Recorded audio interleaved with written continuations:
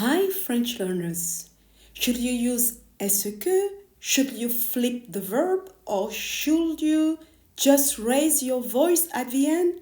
Don't worry, because today we are tearing that wall down. By the end of this explainer, you're going to have a super clear, practical guide. It'll help you understand the common uses of these structures based on the exact situation you find yourself in. Let's just start by totally validating your struggle here. Why on earth is asking a simple question in French so unbelievably complicated? Well, it's because, unlike English, French actually has 3 entirely different ways to ask the exact same thing. Crazy, right? You aren't just translating words, you're actually translating social situations. Depending on who you're talking to, you've got to choose a completely different grammatical path. But look, once you see the matrix of how this all works, it becomes way less intimidating, I promise. Okay, so here's our roadmap to tackle this step by step. 1. The 3 registers. 2. The vocabulary toolkit. And 3. Real-life travel situations. Let's get to it. Section 1. The 3 registers, where context is everything. All right, meet your new grammar guide. Our little helpful owl teacher here is going to pop up whenever we dive into our core rules and toolkits. So when he shows up, you know it's time to really pay attention to the structural mechanics. Now, about those registers we just mentioned, the absolutely crucial point here is that who you're talking to and where you are totally dictates the grammatical structure you need to use. I mean, think about it. Are you chatting with a friend at a loud bar, asking a police officer for directions, or maybe writing a formal email to a hotel? Every single one of those scenarios demands a completely different approach. So imagine you're grabbing coffee with a buddy. You'd use the casual street tone, tu vas où? Which literally translates to you go where. It's super casual. It just relies on raising your voice at the end and it feels, totally relaxed. But if you're speaking to someone you really want to show respect to, you'd use the elegant formal inversion, où vas-tu? This one is highly structured, very proper. It's the exact same meaning, but a completely different vibe. Let's actually start building our skills right from the middle with a standard register. Think of this as your safe zone. Here's the easy 3-step formula for the est-ce que method. Step 1, place your question word, like where or when. Step 2, drop in the magic phrase, est-ce que, which literally means, is it that? And step 3, just add your normal subject and verb. It's this fantastic structural pillar that works in almost any everyday situation without sounding too stiff or, too slangy. Now, on the flip side, watch how the formal inversion method completely flips the normal order of things. Step 1 is the verb. Step 2 is a mandatory hyphen. And step 3 is the subject pronoun. So, vous avez becomes avez-vous. It's a real hallmark of polite, formal French. You'll see this used a ton in written text or when you're showing deep respect to a perfect stranger. Moving on to section 2, the vocabulary toolkit and your essential question words. Okay, so now that we understand our grammatical registers, let's explore the actual question words you're going to need to plug into them. Honestly, I highly recommend grabbing a quick screenshot of this essential toolkit right here. You've got qui for who, où for where, quand for when, pourquoi for why, and comment for how. You also have terms for choice and quantity, like lequel for which one and combien for how much. Because look, you can have the absolute best grammar in the world, but if you don't know the word for where or how, you're not going to get very far, right? Memorizing this list is literally the single highest return investment you can make for your conversational French. Oh, and before we move on to applying all of this, I've got to share a quick pro tip for our toolkit. It's about the word for how much or how many, combien.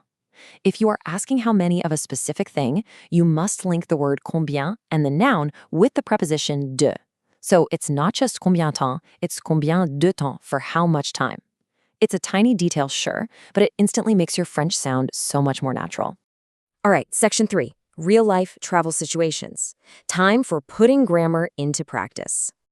Hey, look who's back! Our owl teacher has his diploma, which means it is time for us to graduate. We're taking everything we just learned and applying these rules to essential survival phrases for navigating France. This is exactly where the theory becomes your practical, everyday superpower. Let's look at some highly practical examples derived straight from our source materials. Let's kick things off with a super practical example. Excusez-moi, est-ce que vous parlez anglais s'il vous plaît? Meaning, excuse me, do you speak English, please?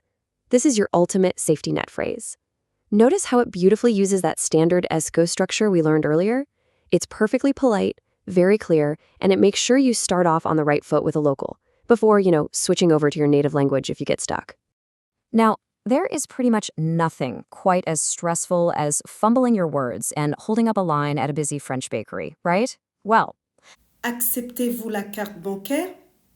is your perfect formal inversion to politely ask the cashier if they take cards. Acceptez-vous flips the verb and the subject. It's highly respectful, and it's exactly the kind of phrasing a shop owner expects to hear from a polite customer.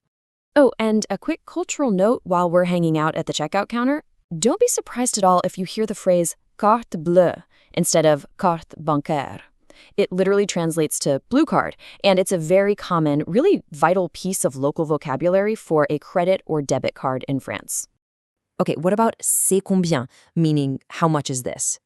For the absolute easiest, most informal way to ask a price, just rely on raising the tone of your voice at the very end of the sentence. C'est combien is structurally just a regular statement, like it is how much, but that rising pitch magically turns it into a question. You'll hear this all the time in open-air markets or casual bakeries. Next up, Où se trouve la gare, s'il vous plaît? or where's the train station, please?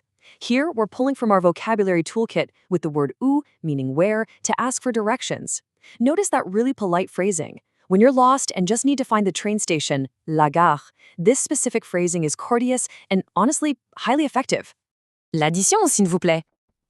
Sometimes the best question isn't actually a question at all, structurally. When you're at a cafe or a restaurant and you want the bill, you really don't need a complicated grammatical inversion to ask to pay. Simply making eye contact with the waiter and stating what you need with a polite s'il vous plaît is exactly how the locals do it. No sweat. All right, before we wrap up today's explainer, I want to give you the ultimate linguistic hack. Seriously, this is a game changer for turning any declarative statement into a question. It's called a tag question. By simply adding a short little phrase like n'est-ce pas or non to the very end of a regular sentence, you magically transform it into a question that's just looking for agreement. Notice how this works in practice. You start with a simple statement, cette écharpe est chère, or this scarf is expensive. But by just tagging that simple phrase at the end, it becomes cette écharpe est chère, n'est-ce pas? This scarf is expensive, isn't it? It completely transforms the sentence into a question seeking agreement from whoever you're shopping with, and it requires literally almost zero grammatical effort on your part. So there we have it. We've covered the formal inversions, the standard est-ce, those casual intonations, and of course the vocabulary to tie the whole shebang together. Now that you understand how context actually shapes the grammar, you are fully equipped to go out and confidently explore the Francophone world. So my final question to you is this.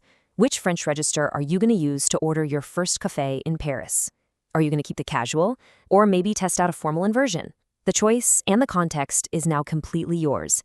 I want to encourage you to book a one-on-one conversation lesson with me. In these personalized sessions, we take all the method and tips we just talked about, put them into active practice.